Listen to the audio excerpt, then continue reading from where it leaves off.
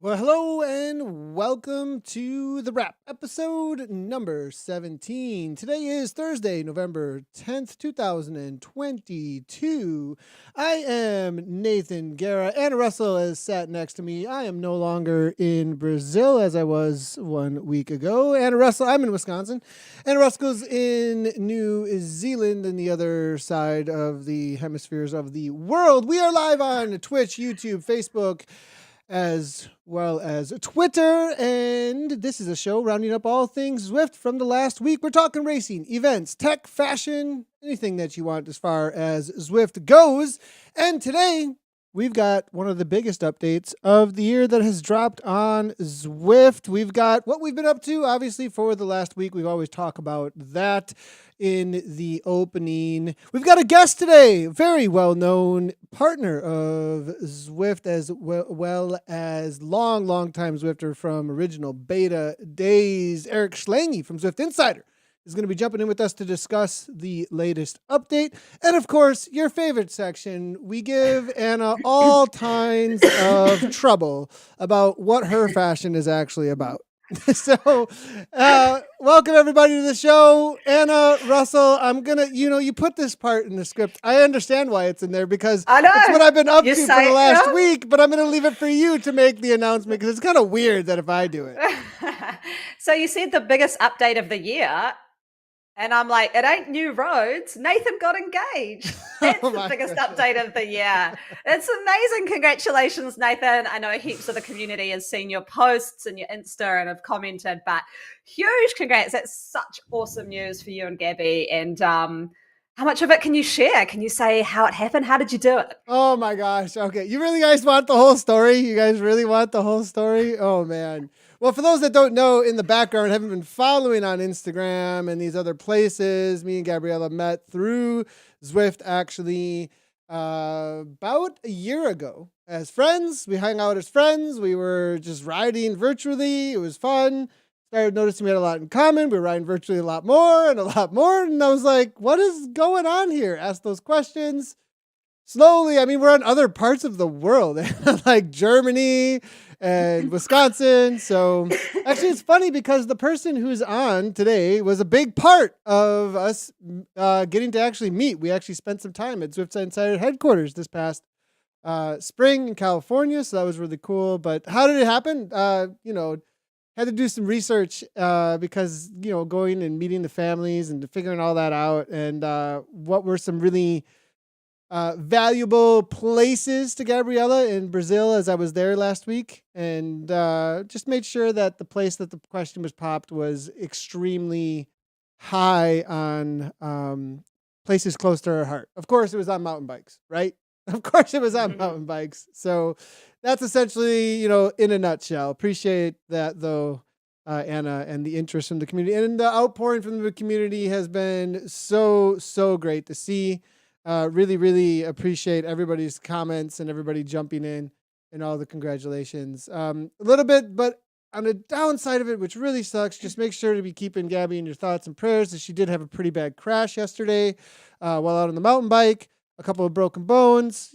She's well taken care of, and that's been, my last 24 to 48 hours has just been focused completely on seeing, where she's at, how she's doing, and figuring out what the next steps to get her on the best road to recovery. So you won't be seeing her on Zwift for a little while, but obviously Zwift is going to be a huge part of her recovery from injury as well. So.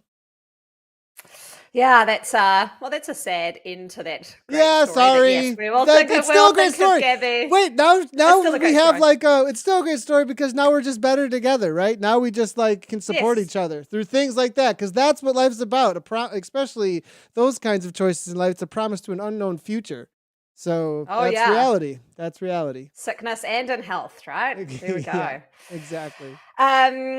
I have actually just added to the show notes because I saw it come up in chat. I think it's a really good question as we go through what we've been up to, and maybe you can touch on it in your race, Nathan. But we'll go first round of ZRL this week. I unfortunately had been away, so I wasn't able to compete in it. Oh, actually, no, I did. I competed in it on Tuesday night for NZ Bro instead of Riot. I had to go with the B Men. Gosh, that seems like a lifetime ago now. And I don't know if you raced the course. It's in the Continental Qualifiers this weekend as well, and it's I don't know. It's not my favorite race course. Parts of it are really great. I like that you start off with a pretty hefty climb, but what I found was a few people dropped off, and then because there's so much flat between that and the start of the finish climb, everyone kind of caught back on again. So it was kind of a bit of there wasn't a little sort of feature in that long, 14 kilometers of basically flat road. I know there was an aqueduct and a sprint, but yeah, I don't know. I'm keen for other people's thoughts on how they found it. So yeah, it was fun to race with a new team. It was really good to race with the guys to see something a little bit different, but I'm not sold on the course. I don't know what anyone else's thoughts are. Did you do it? I was wondering where you were, actually. I was watching Clickbait Racing, Annie Pullen's stream, and I was like, Anna's not racing with Riot tonight. What's going on the Tuesday night, because I was looking for you in there, and I saw how I did race it. I do like that course. I like the way that it comes at you for... As far as a points race goes, I really like that course for a points race. I'm not digging points all that much on all courses. All the courses, I'm kind of this might be a better scratch race course, or this might be a better courses are made for points races, where this one, the way that it comes at you, boom, boom, 2 points, where there's sprints right one after another. So you have to be really tactical about how you go after them. And you can kind of game it up a little bit with your team to figure out how do you just put people over the edge in order to make sure you get as many as you can with that back-to-back sprint points. And then you also have back-to-back efforts where there's a final sprint to the marina followed up by a final KOM for points as well. So it's also what do you do? Do you go for the sprint or do you go all in? And do you counter the sprinters? I kind of like that. Now, racers make the race, Anna, and we had lots of breakaways on that flat section. Okay. And I think, I think also there's some timidness in certain crowds that don't understand or just don't want to use flats for how much they can actually be used. We raced with Vegan Cyclist on our, which is great to have Tyler, really awesome. Honor to have him hanging out with us in the OMG team. And he wanted to do a breakaway, and we made a plan beforehand. We saw what Daniel Jamrozic and Jaden Yager from Restart early in the morning in the EMEA East that we broadcasted. They did exactly this. They knew that the flat section after those sprints would be a section where you could play some games. They sent Jammers off the front. Jammers got caught, and immediately Yager countered. Yager got a solid 30-second gap, won the race. I was like, let's pull that off. Let's do the same thing, because Vegan said in Discord, hey, I'm really feeling good. I want to do something. Like, all right, sounds good, man. I want to do something too. We'll kind of chill in the sprints a little bit. We won't go all in. I ended up kind of going too much. I said, dude, I can't do the first attack. I thought I was doing the first attack. I didn't. He went, and then it actually stuck. And then he got away with Bishop from OTR, really strong triathlete rider, now mainly Zwifter. And they ended up breaking away and winning 1-2. So, where did you break away? Like, how far away from the finish did you break away? Did they break away? As soon as the marina is over, you start attacking, because that you have to use that entire, because anything that's that like long a 2K. flat.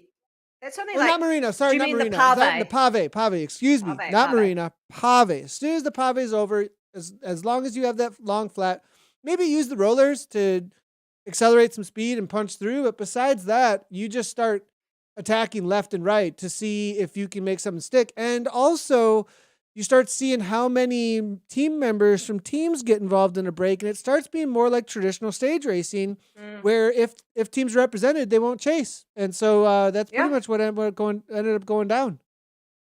Yeah, well, I mean, I'm obviously the first race of the Continental Qualifiers for me tomorrow is on that course, and there's 6 of us.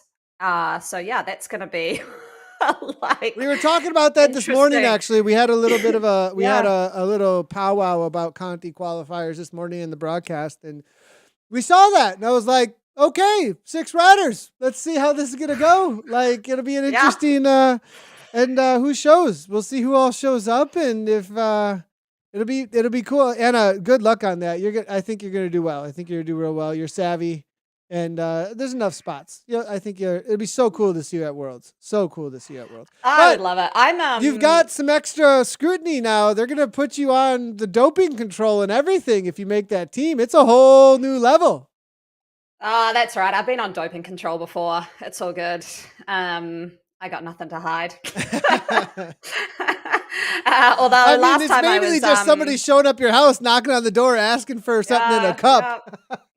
I've had that before, but funny story is that the last time I had doping control was I was 6 weeks pregnant, and I had to say to them, because obviously there's hormones. I got hormones. Yeah, I was like, all my hormones will be like, my testosterone will be really high, everything will be really weird, and so I was like, I haven't even told my family yet, and I'm telling these random people who have just turned up at my house. I'm like, oh my gosh. So yeah. That's a whole topic right there. We opened up a box of worms about that one. Oh my goodness. Or can of worms. Box of cats. I don't know. Anyways. Something. You opened up something. I did want to touch on the fact I have seen a bit of feedback, and I know we brought it up on the show a little while back around the fastest time segments and changing it. I have seen WTRL comment on those posts saying that they're working on something special. So maybe keep tuned for the last round. I don't know anything. I've got no inside word, but I did note that they said that they're working on something. So keep an eye out, because I know there is a bit of rumblings now. I think it's just the evolution of racing. When it first came in, it was like, points, this is amazing, like this is great. And now it's sort of like, they're okay, but I think we can change things up. So keep an eye on it. See what WTRL's up to. 100%. I think there has been some conversations around FTS and FAL as well. We've seen lots of feedback, and I'm excited to see what WTRL will do with that. They're always on top of it. They're also managing what I hear to be the largest ever. The stats that I got, 20,000 racers. 20,000. Largest ever so far. I was wondering if we were going to see a fall off a little bit. Is it getting old hat? No, it's the other direction, actually. It's only growing. Really cool to see. Now, this question about flagging someone in a race. Vigilante justice or fair? Ooh. You know, I was a part of some conversations in the background about this one, directly with WTRL a little bit. And, you know, it depends on the situation. And in this situation, I saw this flag happened so fast. I was like, that's the like literally everyone was like, that was the fastest I've ever seen. Literally we had ever seen. And I was like, whoa, okay, this person has a reputation of this. What would be good is let's just clear it up. Like, okay, something happened. Sorry that the race got ruined, but it seems people are voting, and I've never seen this voting system incorrect. To be honest, I've never seen it incorrect, I don't think. I don't remember one time it hasn't been right. And when it's that quick and that known, I really, usually in this sense, the community, I'm kind of like, when it starts going to naming and shaming spaces, I'm like, oh, watch out, don't do that. But the amount of effort that it takes during a race to go and eliminate somebody from the race, I feel like there's an extra blocker in people that aren't going to just go and attack someone that way. Unless it's like, no, I'm going to do this extra effort while I'm pedaling at 300 watts to push these buttons to flag someone because this really is wrecking our race. You know, and so I don't know. That's my opinion. I've never flagged anyone. Is there a process once you flag them that you have to do something? So no, you just hit flag, and I think you push flyer. I think there's like I'm pretty sure there's like a couple of options, and you push. Okay, this seems like it's out of control. Something's not right here. And then eventually, if they get a certain number of them, then they will be coned and removed from the game, so that they no longer are going to wreck the race essentially. Oh, okay. I'm kind of okay with that as long as it's been, the question that came in from the community was, is it vigilante justice or is that fair? I think if it's just a one person flagging causes a cone, I think that's a bit vigilante because that could just be someone with a hot head getting annoyed. But if, there's a minimum number, then you got to say it's going to be pretty obvious someone's doing something. And I think, like you said, if it was a real quick one, I would say there's probably a bit of background there because if you've been racing in the ZR for a while, you get to know the ride as well. And maybe people were just really frustrated after round one and were like, next time this happens, all flag. But there is the problem of the rule of mobs, right? Like there is this problem in politics. And we're talking politics. We're talking how do you distribute power at the end of the day? And, there is danger when the demos gets out of control. And, in any population, no matter what it is, democracy can go bad. And that's why we have republics, right? Because the rule of a mob can hurt a lot of people. And so, I'm trying to be careful here because we know from, the history of naming and shaming, a whole team could get really mad at just one person. You know what I mean? So there may be a tipping point here. If the community gets really onto this with some bad actors in the community, is there a maybe Zwift put I'm just spitballing now at this point, but they put like you do this too many times, don't abuse this, right? like and so is there a way to make sure it doesn't get abused? Because at the end of the day, the only people who are going to really be monitoring this is either an auto bot thing that watches people, which they do have, but that one is like insane. That one is like you have to be like literally the most doped up Terminator robot to do it, right? Or the only other people who are watching are the community. So I don't know if there's really any other options. And do we just increase the flags, The other one that I like, because I'm part of the team manager chat Facebook group, is sometimes there'll be a post where someone says, hey, is there the team manager of a team X? in the chat here. I just need to have a talk with you privately about something. That I like, because then you talk to the team manager and you say, and that's what I like about WTRL is you have to have a team manager to get a team in there. There's that point of contact. So that person is responsible.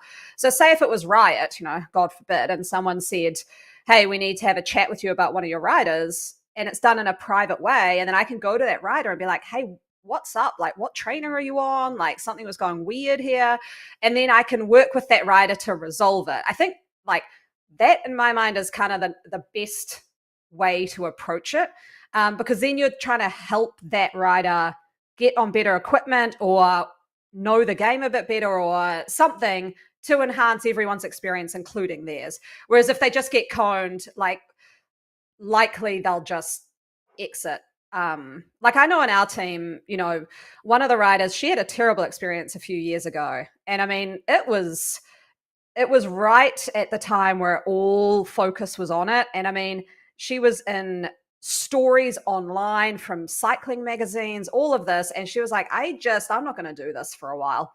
And like, that's sad, whereas I don't think that's the best outcome either. Like that naming and shaming and yeah. I remember that specific situation, and I actually had some private chats and stuff like, hey, this sucks. This isn't cool. And that's the one thing, again, that I want to watch out for in these situations, that, not to sling mud, but just make sure that you're removing, there's a spot in your eye. Let's get that out. You know what I mean? Hey, you got something there. You can't see it. Let's get that out, and so, yep. But we don't want to be throwing mud. So there's two different ways to go about it. I really like the idea of contacting team management, because then it's an entire team that's responsible and they're face to the world. You know what I mean? And so yep. I think that helps a ton. Hopefully the teams are responsive to that. And then it's the team's reputation and not the attack on an individual either. So, absolutely. Continental qualifiers this weekend, you're participating. We talked about that just a little bit. The race format is extremely hard. This is going to be interesting. 3 races in a row, and they get shorter and shorter as they go. Yeah, so this is at 9:00 my time, Saturday night. So it's quite a long evening. But the first race is what we did in ZRL. So it's the Rule Mapul. And it depends what group you're in and how many numbers there are, but there's sort of like what I'd call golden tickets. So X number of people from race 1 will automatically qualify based on their finishing position. Then a bunch of people get cut. Then it goes into the next race, which is a specific race to Continental qualifiers. You kind of do a reverse leg snapper and then go up the Innsbruck climb, the more steep side, the shorter side. And then from there, some people get a golden ticket. They'll qualify straight for Worlds. And then the last one is a reverse elimination around Crit City. So instead of what we've seen in some Grand Prix, where if you're the last one over the line, you're auto drop, like you're out. This one is if you're first across the line at a certain point, you get in. Then the next person gets in. And then it's kind of like that. So yeah, it's I feel quite nervous about it. Like I gotta say, like I kind of want to sit here and go, who cares? It's just like esport and it doesn't matter. But I feel like a bit nervous. So I think for me, it's kind of hard because I know Katie Loka, she was saying there's about 50 women in her one. And with mine, with 6, I know each of them. Like it's very, I just feel like it's going to be very tactical because what else can you do, right? It's going to make the race a bit tense, and I think I would say. It's going to be a little different where you'll have a little bit more roll through, like because they don't want just a super short, really, really short race. So they're going to give you a couple extra laps to figure it out if you get down to that final and the Crit City one. So that'll be really interesting how that plays out. For that format with the sprint at the end, those sprints at the end, I really, really like that idea of winning a spot rather than waiting to the end to like get eliminating. Rather than eliminating, if you beat people, then you just get it and then you're out. Like, so go get it. It like encourages you just to go get it. Yeah, it's more positive. I like that. So what we've seen before is sort of you hang as close to the back but not be the last rider, and you don't want to put out too much energy, whereas this will be totally reverse. It'll be you go all in and you get it. And then, I mean, I know from one of our eliminators when Liz tried to go all in to get a golden ticket to the next round and she missed out by like 0.00 something of a second, then you're a bit stuffed because you've gone all out with no reward and then you've got to keep going. So yeah, it's going to be interesting to watch. I assume you're broadcasting them, you're commentating. Yeah, we do have broadcasts for the Continental Qualifiers coming up this weekend. It doesn't look like they're scheduled yet. I have seen invitations come on through. I believe we're broadcasting all of them. The only caveat there would be depending on if everyone shows for yours. So that would be the only thing. Yeah. So, everyone qualifies. Okay. We'll watch them all ride around. See, like, we just go live for 5 minutes. Well, looks like everybody qualified. See you later, everybody. And it's Twitch, right? Just on Twitch, I think. Is it only on Twitch? I don't know about that one. I'll have to double check. Yeah, that. I don't have the details on that yet. I have all the details. I have all the details for the races and everything. But wow, that'd be cool if that's what's happening. Yeah. I'm like, go Zwift Productions. Nice job. Yeah, it was. I mean, they're probably on other things, but I did see Twitch definitely there, so that's pretty cool. Nice. And also this weekend is the Road Academy stuff happening in Spain. So I just know that because we've got a teammate over there. So I guess keep your eyes tuned for stuff coming out on that as well. So that will be those riders picking up their pro contracts if they win that. So yeah, keep an eye on. That's going to be a fun lot going on this weekend. That's a ton of Zwift stuff. And this year, Wurokazi, I say it wrong. Eurokazi looks like to me, but I guess I'll have to go. I'm supposed to be the one with the background info on this too. And what the heck, Nathan? I probably can speak the most. I don't know. I should assume. I want to know how much Japanese everybody can speak here. And then we'll figure that out. Because maybe you can speak more than me. I'm not sure. I can't speak that much. But. Well, let's jump right in with our guest. Everybody knows this guy real well. It's the owner of and founder of Zwift Insider, as well as everybody's favorite races to make you suffer for 5 minutes at a time. It's Eric Schlange, the man behind the challenged height races. The challenged height race, tiny races, the tiny race man, as well as Zwift Insider. We like to have Eric on anytime there's a major update every couple of months. It'll be a second time that he's on here because he's got all the inside information.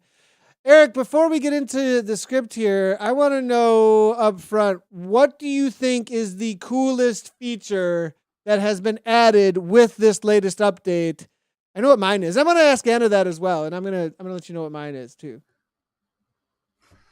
Coolest feature. You know what? I think actually my favorite part of the Wurokazi, I also have a hard time saying it correctly. I think the coolest part is the connector road from Umezi to Wurokazi. It's like a slot canyon. And it's super cool. Like around every corner, there's just this amazing vista. What's the easiest way to find that section? Like where, like if what part of the drop-in would I have to do to find that section easiest?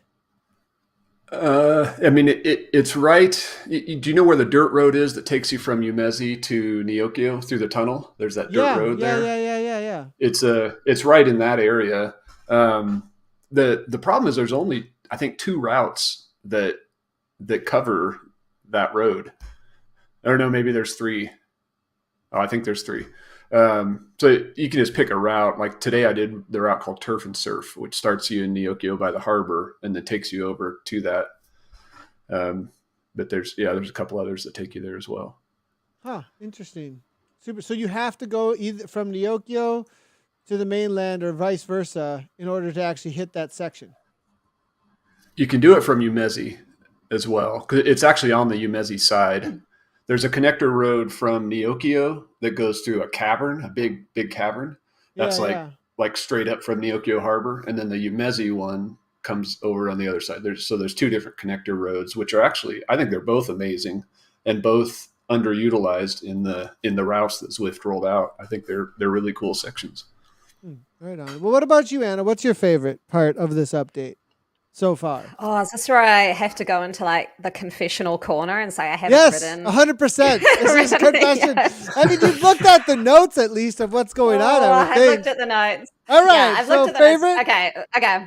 You don't I'll have to just be give my- roads. It I've doesn't have to be been- yeah. roads. It doesn't have to be anything other than So what I was in had the update. planned. I'd had planned to ride some last night, and then I forgot I'd signed up to a TTT team. So when I went into companion, I was like, "Oh shit, I'm racing in like 20 minutes."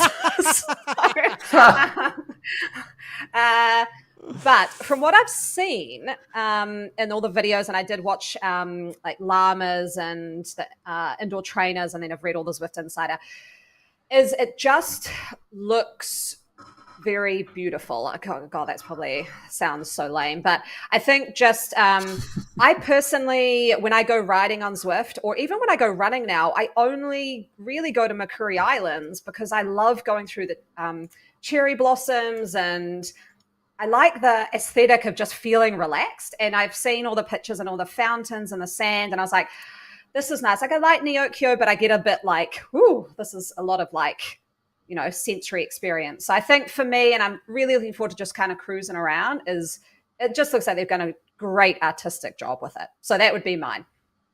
That's awesome. Loving that.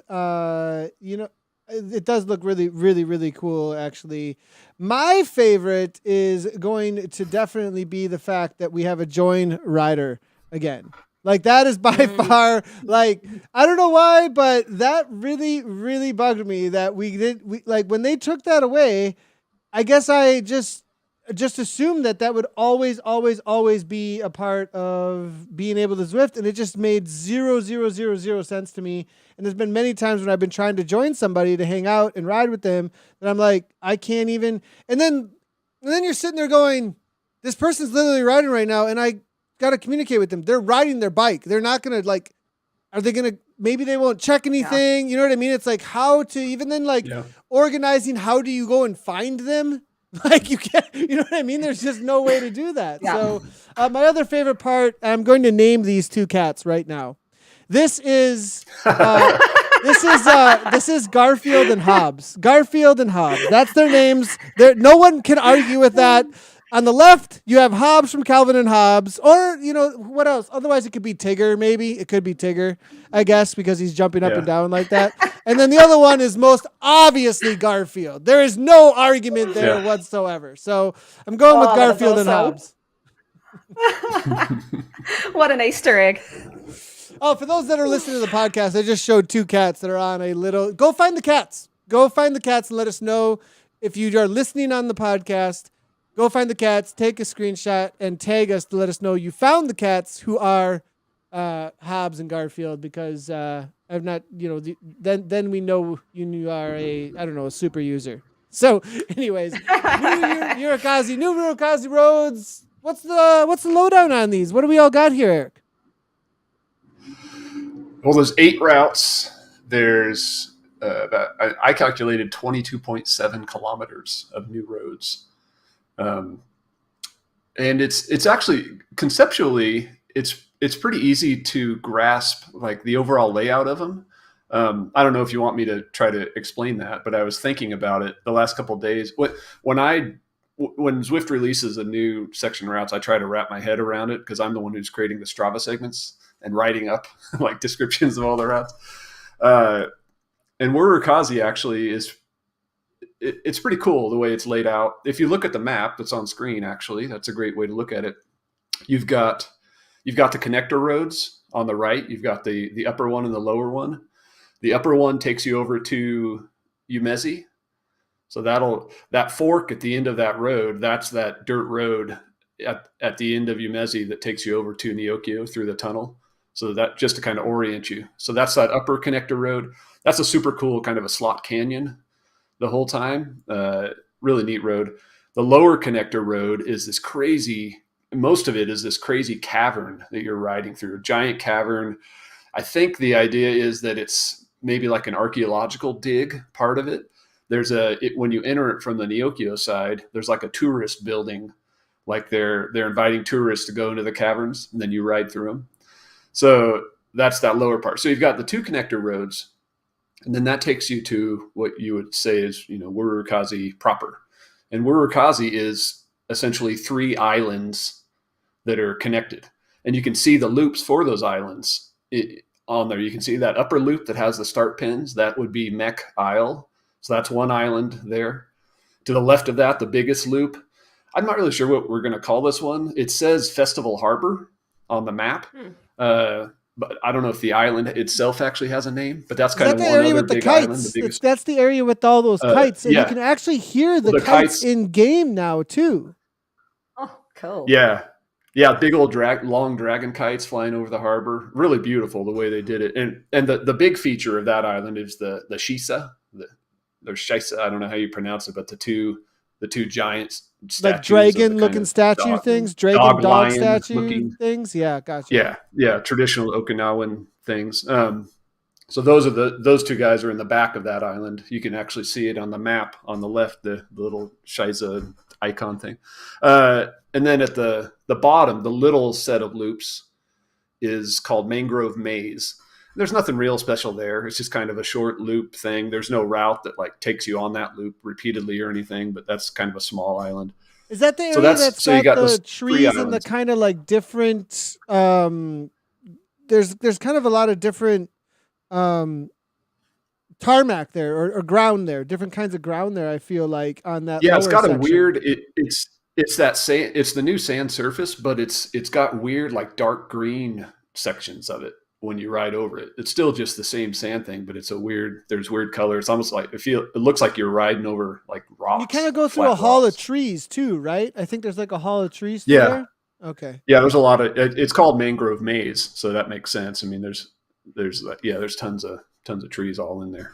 And then that the vertical road that you see right after that maze that kind of connects the 2 connector roads, that there's a sprint on that, and that you're just right along the ocean for that section. That's called the tide pool sprint. Oh, and that's the other cool thing conceptually when you're looking at this map. I wish I had a pen like the football guys do. You draw on the map. When you're looking at this map, there's 3 sprint segments, and they're all kind of in the same place vertically on this map, you would say. On the connectors, kind of. If you look at that vertical piece I was just talking about that connects the 2 connector roads, the tide pool sprint is basically right in the middle of that vertical piece, and there's a sprint in both directions on that.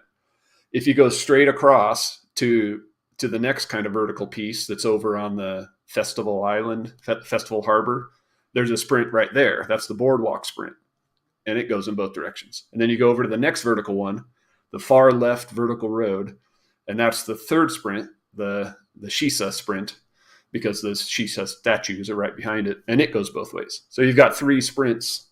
And they're all on the vertical sections on this map. They're all on the vertical sections on this map. Yeah, cool. And where can we find this map? Sorry, is this on Zwift Insider on your Wurukazi kind of rundown? Yeah, this map, I don't know if I put this one in particular. It is on, it's definitely on the, that's where I got it, actually. I got it on your website. I put it on a post that said Wurukazi is coming. And then when Zwift did the actual release, I have a different map on the actual release notes. That's the overall Makuri Islands map. Well, you got a cool one on the top that goes over the top of the image here. That's pretty cool. Little Photoshop and then I just did this. I just grabbed it from here, so you can also find it here. So head over to Zwift Insider and you'll find the map. Really good write up too. Yeah, it was awesome. And I've actually been trawling through all the commentary, so we're going to hit some of the sort of common questions as well. I did want to ask. So you've talked about 3 sprint segments. Any climb segments? Nothing timed, but there is actually a fair amount of climb. I don't know why Zwift didn't do KOMs on this, because there's climbs that could definitely qualify as KOM segments. I mean, considering you've got like the Aqueduct KOM and the Leg Snapper KOM, there are the 2 biggest climb sections are on your way up to the Shisa Sprint. On either side of that, you have to climb up to get to that level. That's kind of like the upper level of the Wurukazi world, that whole Shisa road. So there's decent climbs on both sides. I mean, I climbed it this morning in the turf and surf route. It's probably like a, I don't know, 3 or 4 minute climb up to there. Oh, okay. But no, there's That's nothing timed. Yeah, nothing timed. The cavern is also, when you're going from the Wurukazi map to Neokio, that connector road that takes you through the cavern, that's a pretty climby one. You're going up because you have to remember Wurukazi is at sea level, and all the other areas, Umezi and are not. So you're dropping to Wurukazi anytime that you go from any of the other worlds. You're going to drop some and have to climb back out. Really? None That's of it, really cool. Yeah, I think that's none of awesome, it's a huge climb, but there's definitely some climbing. In fact, I could look at. Let's see here. I could tell you I'm how kind many of picturing meters in my mind the kind of climb coming out of the Fuego Flats desert up towards Tidens before you drop back down into ocean, kind of all the tunnels. I'm kind of picturing that it's that longish drag sort of from sea level up a bit.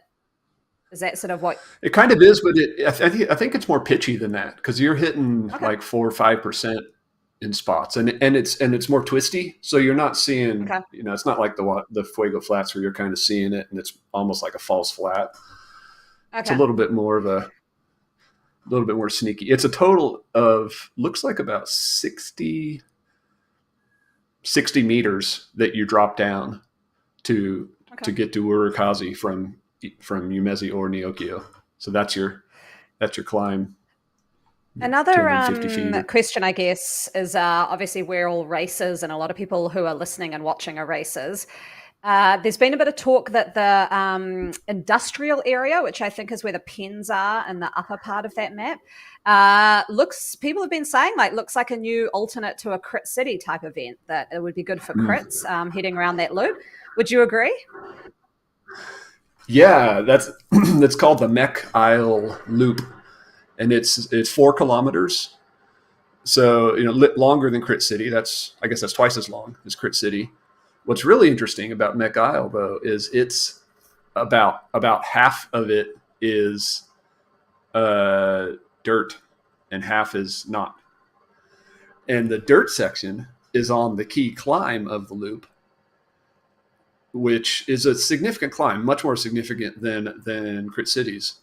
So you've got dirt on the key climb, but then you've got a paved finish line. So do you go with a dirt bike for the advantage on the key climb, or do you go with a road bike for the advantage at the finish? I think road bike is going to be the best choice overall, but it'll be really interesting if racers mix up bike types on it, because it's just going to be attack after attack. The dirt's going to suck for the road guys, and the road's going to suck for the dirt guys. But it does look like a really cool. I really like that you can show up with a couple of different options. I mean, and see what will make something stick. I rode Mech Isle Loop, and I thought that right away. I really like that loop, actually, for just going and hanging out. It feels, I don't know why, but the way that it looks and feels, and having that like shorter loop where a lot of people jump in. We don't have a shorter loop like that, like Crit City, where you can just go ride with people. Crit City is event only. So it feels a little more social, and like a lot of people who are just jumping in, it might be a place where people start just doing loops and hanging out with each other for warm-ups, and then also a great race course as well. I'm interested to see how the community will use that space. We're racing it, one lap of it for the tiny race on I thought that was coming. I knew that was coming. I was finishing it yesterday. I was like, this is so tiny race. I thought you'd do 2. I thought you would do 2. I thought you would do 2. I considered it, but I think it's going to be a little bit too long to do 2. I actually thought about doing 1.5 and finishing at the top of the climb, but I'm already doing another stage that ends at that same spot. So, and I don't like to end 2 races on the same spot, even if the roads before it are different. So we're just going to do 1. It'll be the shortest race of the 4, but it'll hurt regardless. So I guess, Eric, as well, I mean, maybe not elephant in the room, but as I've gone through all the comments, there's a lot of commentary on all the different road surfaces. Aesthetically, I think the sand looks awesome. But there's a bit of sort of, I wouldn't say confusion, but people are all worried that it's that kind of really slow you down terrain, and that this is going to be a little bit annoying and races and all the bike swap sort of discussions. But you've kind of found that it doesn't slow you down. I called it magic sand. So what's the deal? It doesn't slow you down as much? I actually tested it and confirmed it again this morning to update a post on Zwift Insider, but it rolls exactly the same as pavement. The sand does. There's no difference. Yeah, no difference across all bike types. So a gravel bike will roll on the new sand surface just like a gravel bike would roll on pavement. Mountain bike will roll on it just like it would roll on pavement. Road bike rolls on it just like it rolls on pavement. So yeah, it's fast. I think it's like they just wanted a new pavement. Look. It just acts like pavement. It acts like pavement. Yeah, just pretend like it's pavement. That's the simple way to think about it. I actually have a hunch here, and I haven't asked Zwift about this. I'm not sure if they would even tell me, but I think they made a lot of noise about the new sand surface, and some of the preview images they showed actually showed like dust coming up behind people's tires on this surface. I think Zwift actually had it slower and had it dusty. And all the feedback that I saw was people saying, why in the heck are they doing a slow surface? Nobody wants that on Zwift. And I think Zwift heard that feedback and said, let's speed it up. Let's just make it visually different, basically. Because there is no cloud of dust either. So they took that off and they made it fast. That's my hunch. Not sure. Is there a lake monster? I hear there's a lake monster. I haven't seen one, but it wouldn't surprise me because it would be an ocean monster here because we're actually on the ocean.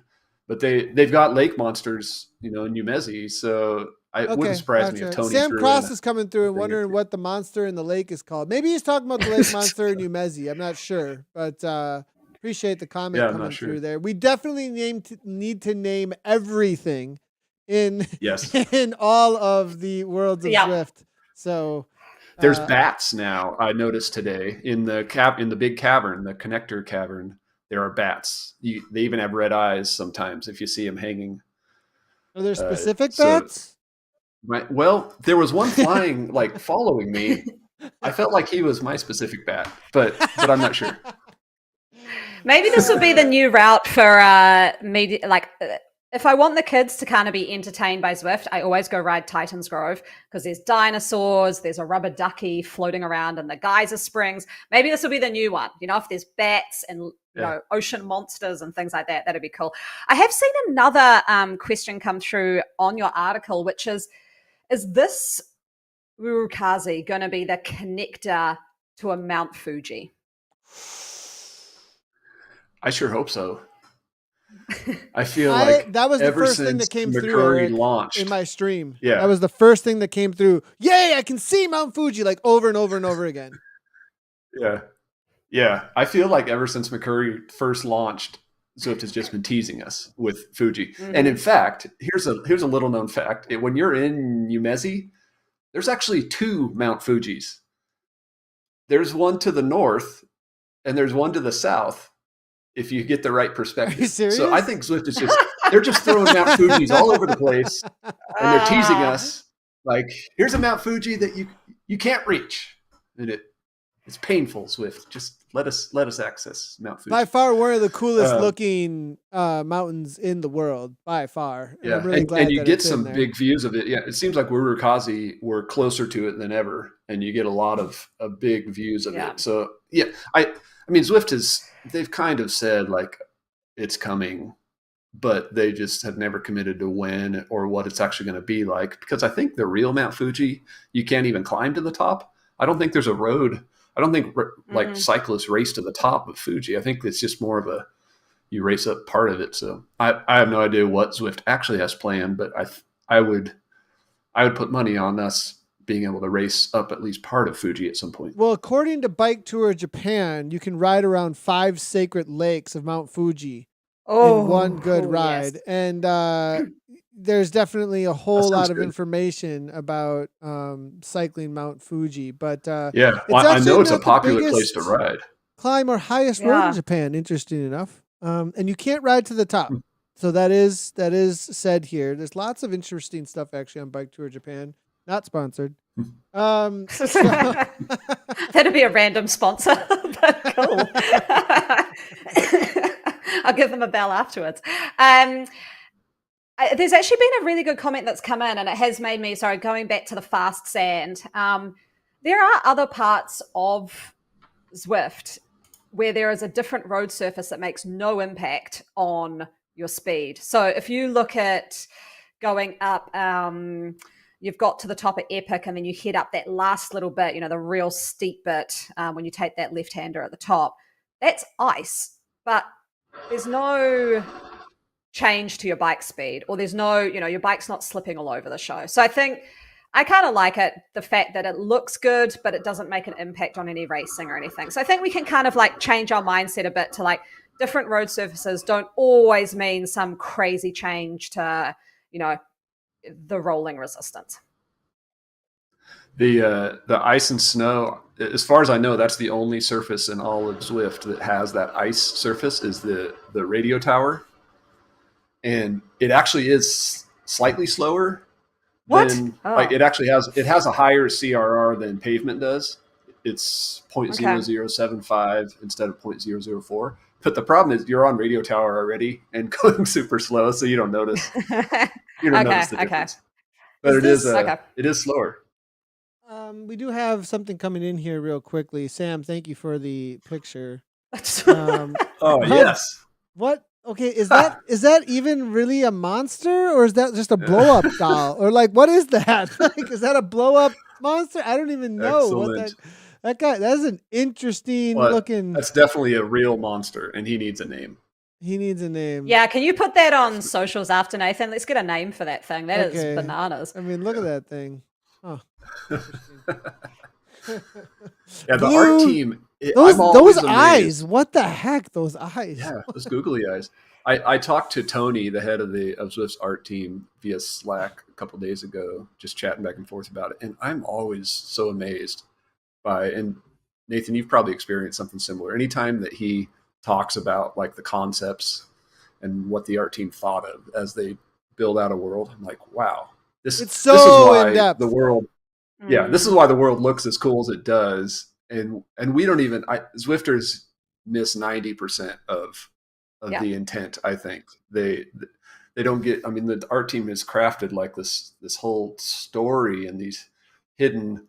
There's a fruit on the connector road from Umezi to Wurukazi.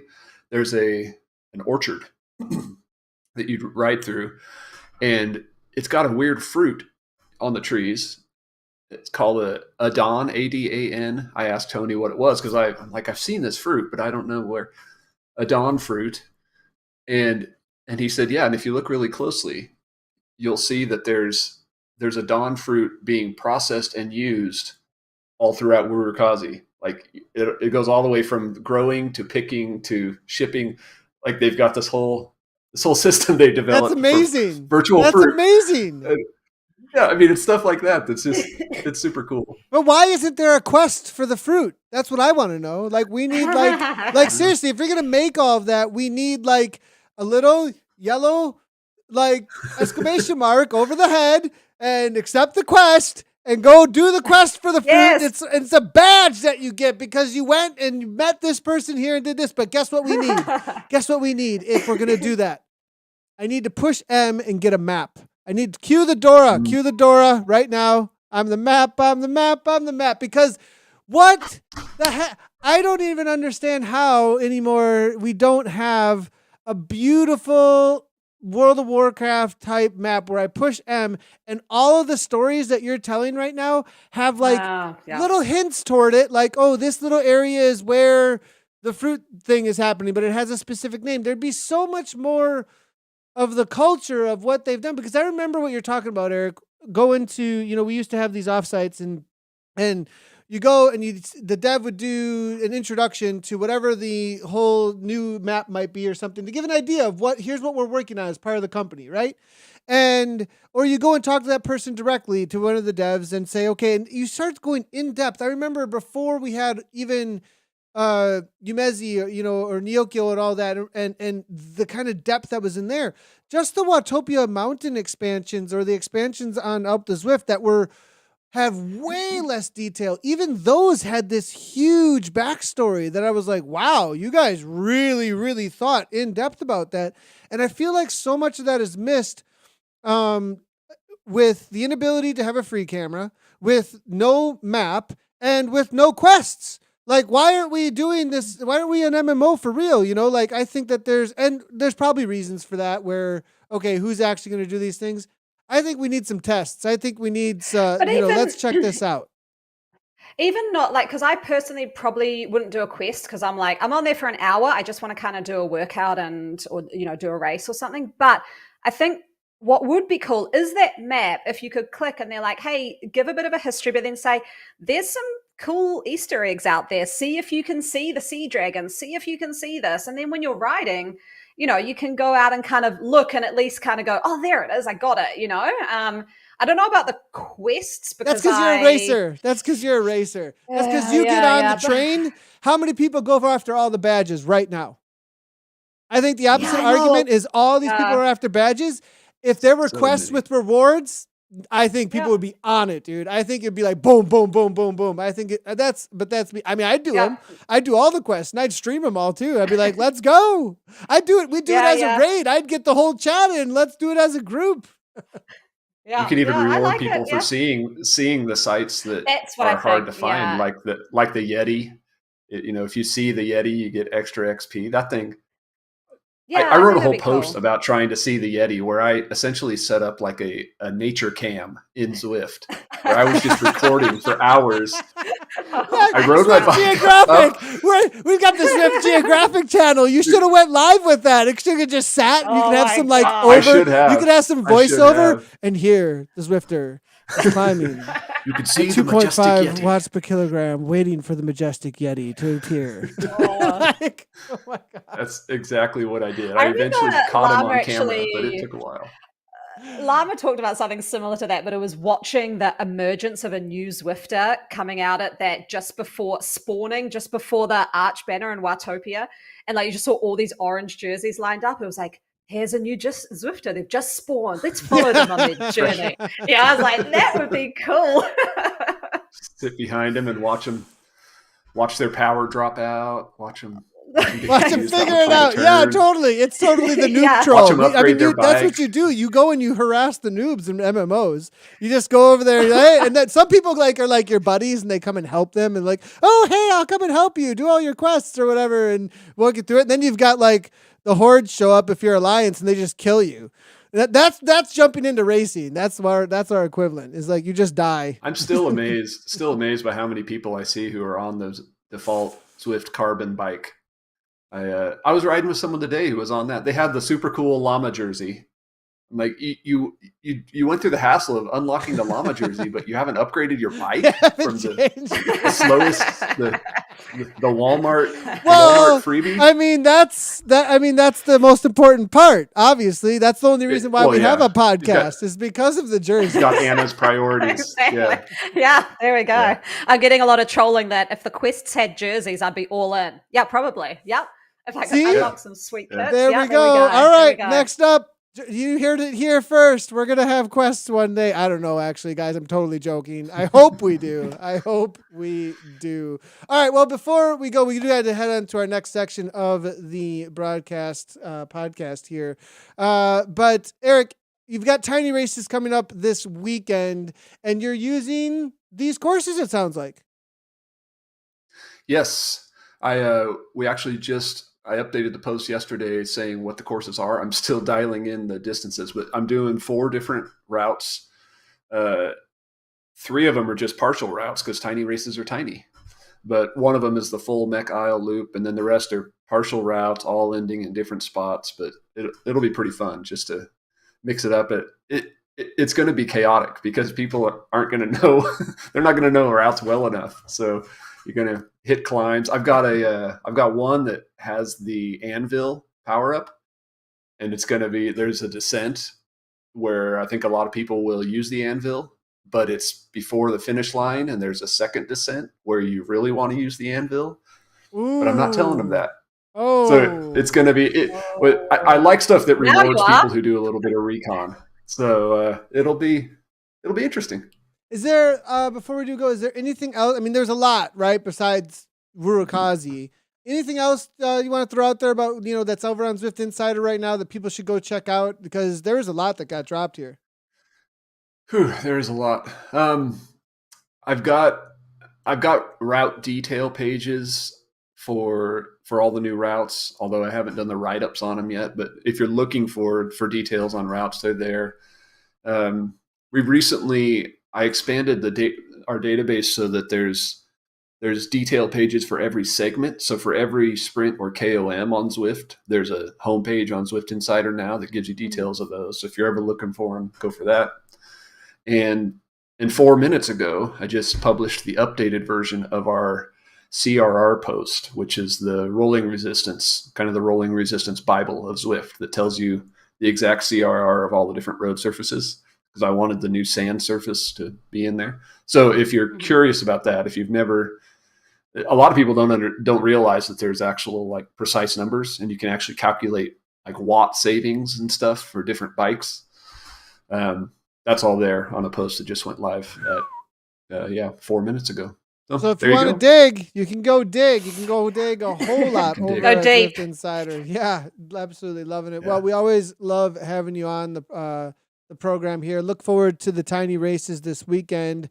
Not sure if I can jump in between continental qualifiers and not be too tired, because we'll be broadcasting literally all day, all weekend.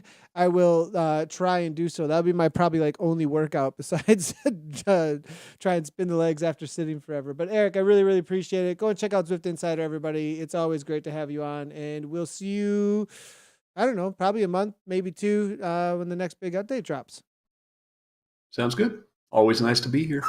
All right. See you, Thanks, Eric. See you, Anna. See you, Nathan. All right. Well, Eric from Zwift Insider. If you don't know Zwift Insider, I don't know if you're a Zwifter. So yeah. We've got our favorite part of the show, the garage pick. Anna, we've got some interesting ones here, actually. And the reason I'm saying that, because it's super old school and super new school are meeting with the garage pick and the jersey pick today, because the garage pick is a brand new kit that has just kicked off out on Zwift. Where is all I have is cats right now. Why do I only have cats? Oh my gosh, don't show the cats again. Yeah, for some reason I only have cats. I shouldn't have only cats, but I've got, give me 1 second here, everybody. Apologies on that. It's giving me a little bit of problems. Let's go ahead and head into the jersey pick actually instead, as I do have that ready to go. Jersey pick is, so this is me doing that race that I'd forgotten. Oh no, this is the ZRL race I actually did on Tuesday night. So this was for NZ Bro, but they had a kit of the Alien Ink kit for us to wear. And I've never worn this kit. And so I was riding, staring at it for a while. And I was like, I don't know if I like it. And that's why I put in the notes, like it's polarizing. I kind of needed a bit of a stare maybe from the community on this. Part of me likes it because it's just quite different and it's quite loud. It's just all black with a big white alien head on the back of it. This was the only image I got of it. Sorry. It's a little bit grainy there because I just finished the Aqueduct QOM. And so it was a bit tricky to get, but I don't know. What are your thoughts on it, Nathan? It is very old school. I don't know. This is as old school as it gets. This is as old school as it gets. No, it's not actually an Alienware. Yeah. So this was one of the first kits in game, actually. I'll go ahead and bring it up right here. Here's my Zwift is actually open. So there it is. And this was an unlock super early on. And I think there was a partnership or something going on with Alienware and Zwift, like beta / first launch days. And actually, Team Experimental used this as their first kit before Team Experimental had their own kit in game. And so, and then that's where you see Team Experimental having the little alien head on there still. That's why they had something that was kind of similar to all this, and very similar in the style, but they wanted to have their own kit. So yeah, the Alienware kit. Alienware is a brand of Intel, I believe it is. They were bought out, I believe, by Intel, and they're sold as computer hardware. So you want an entire build for a computer. Essentially, Alienware is a brand that would do full-on gaming builds. And if you want like a really high-end gaming build, get an Alienware was what their whole thing is. I don't know if you can necessarily say that any longer. It just kind of became an Intel by a gaming PC that can do different levels of things. So that's the Alienware kit. I think it was in the first drop. I like it. I'm pretty sure. First drops of kits, I think this was in. Neon, it's black, white, and neon green. Neon green on all the cuffs and collars. The white alien head. It's simple. I'm going to go with I like this. I like this kit. So it was the first time I'd ever worn it. I'd never I'd seen people racing it, but I'd never kind of looked at it up close. So I do like this one. You can actually keep up your image there, Nathan, for my garage pick of the week too. Which really? Do I have it? Looks like you're wearing the Macquarie Islands sunglasses unlock there. Is that correct? Oh, is that what you're going for? Okay, gotcha. Yeah, well, it was all the Tour of Macquarie Islands sort of unlocks here, and that you got, and I like these glasses. So I am not a fan of the visor. Anyone who knows me knows I do not really like the visor in game unless you're running. But I do like these sunglasses. They're a cool, they're modeled, I would say, after the cherry blossoms on the maps across the Macquarie Islands, which, as I said before, I just absolutely love. The color is cool. It kind of goes two different tones of pink, but you've got this nice blue on the inside of the glasses. And then on the arms on the left-hand side, there's a little bit of detailing as well, which it looks like each of the symbols for each of the maps. So the New Wudakazi, the Umezi, and the Neokyo maps. So just really great detailing there. Those glasses are cool. I think they're, as we've kind of said, the design team is up in their game. And Nathan's got his garage of glasses there. And you can see that the evolution, right? Like these ones look really cool. There's a lot more detail. A lot of them are kind of quite basic. These ones I think have really, really nailed it. So that's my garage pick, is those the unlocks for doing the Tour of Macquarie Islands. What do you think? Unlike the 1980s.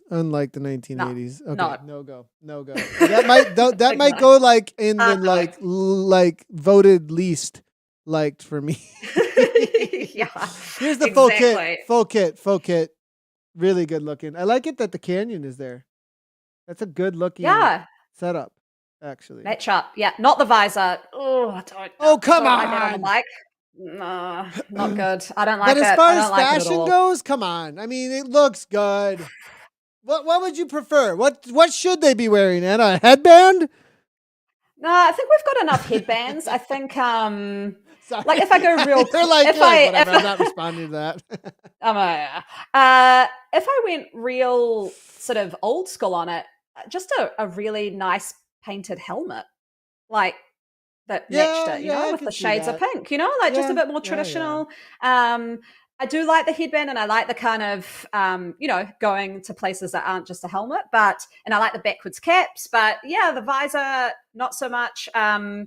Just a nice painted helmet. Some people are saying backwards visor. Backwards visor might be where it's at. I was thinking side visor. Oh my God.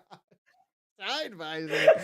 Oh man, now we're really in the depths of a niche over here. The Zwift side visor. You got your Zwift side visor? Yeah. If you haven't got your Zwift side visor, I don't know if you even Zwift, okay? I know. You want the side visor. #side visor. #side visor. Yeah, I mean, it worked for View 3. So, I mean, come on. There we go. Well, all right, everybody. What's coming up this weekend? Continental qualifiers, tiny races. Go ahead and try the new roads. Just so everybody knows, next week I have a special guest because I think Anna's going to be on a plane. Everybody's going to have to get their calm downs ready in chat, because no other than Carissa Min is going to be joining us on the program, taking Anna's seat for 1 week. So pretty cool to have Carissa, one of the longest time admins of Facebook groups, etc. And in the Zwift world, absolutely amazing community member. We see here in chat actually right now using the best of the best Pog champs, Nathan 2 champs. So appreciate that. Oh, should I know she's in chat. So a question to Carissa is, does she want to come up with the jersey and garage pick for next week? Of course. There we go. Okay, Carissa, there we go. Got to come up with You've got to come up with it. It's a hard job. So you'll do that. I'll just write some notes and you come up with the picks, though. That'll be heat on you. Yeah, and it's great because really it's going old school in some ways for us. Harkens back to some of the days when Zwift Community Live first started, because Krista was probably one of the first guests to ever be on Zwift Community Live and be a part of what's been going on here, as well as a long, long time mod and chat. So it's going to be really great to have her. She's also been on Wednesday Worlds with us, with Eric and Dave and other guests. So come and jump in with that. Now, if you don't know this already, we have been live on Twitch, YouTube, Facebook, and Twitter. Go follow, subscribe, comment, do all the cool things, like it. It helps out the broadcast a ton. Share it up with your friends if they like Zwift content, as well as there will be this episode, number 17, for November 10th of 2022, loaded up to all places that you can find a podcast. Search Zwift and the Wrap. You should be able to find them. That's going to be it for me and Anna for this episode, number 17. I will see you with the Krista Min next week for episode 18, as Anna will be. What are you doing, Anna? What are you doing? Oh, my husband and I are doing an adventure weekend, and we're taking our bikes, running shoes, kayaks, and 3 days of adventuring in the wilderness for a bit. Awesome. So hopefully Anna makes it back. No, just kidding. Might be Carissa forever now. Adventure in the wilderness. Good luck, Anna. Have a lot of fun with that. It sounds like it's going to be a ton of fun. We'll see you next week with Chris for number 18. As always, everybody, we appreciate all of you hanging out in the chat, and bring all that feedback to the socials as well. Make sure you find those Easter eggs, post them, tag us in it. We'll definitely respond. We'll see you next week for number 18. As always, everybody, ride on.